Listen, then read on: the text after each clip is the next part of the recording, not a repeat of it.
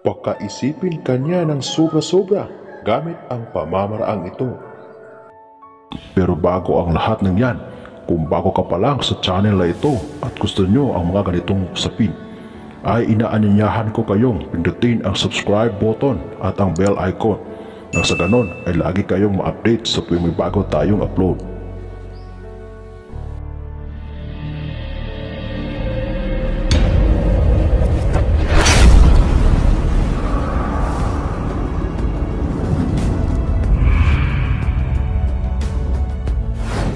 Nais mo bang itindi ang pag-iisip niya sa iyo?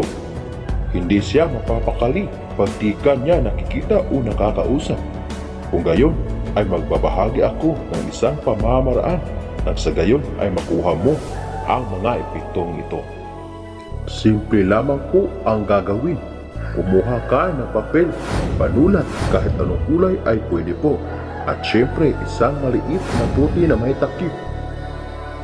Isulat mo ang pangalan ng target ng 9 beses. Dapat buong pangalan at apelyido.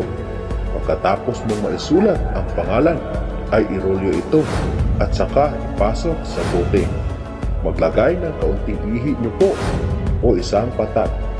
Dapat yung ihi na gagamitin ay ihi nyo po sa umaga, yung pinakaunang ihi sa umaga. At pagkatapos ay ihipan mo ito ng 3 beses bago nyo po ito takpan. Pagkatapos ay itapon ito sa ilog o di kaya'y sa dagat, o kung walang pagtatapunan ay ibaon lamang ito sa buhangin o di kaya'y sa lupa.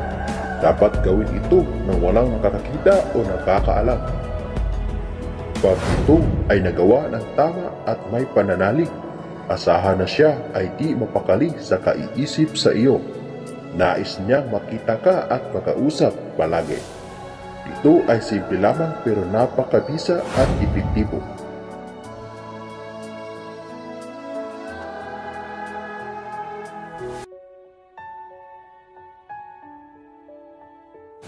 Hanggang dito na lamang ang ating kaalaman para sa araw na ito. Muli, maraming salamat sa inyong walang sawang panonood. God bless us all.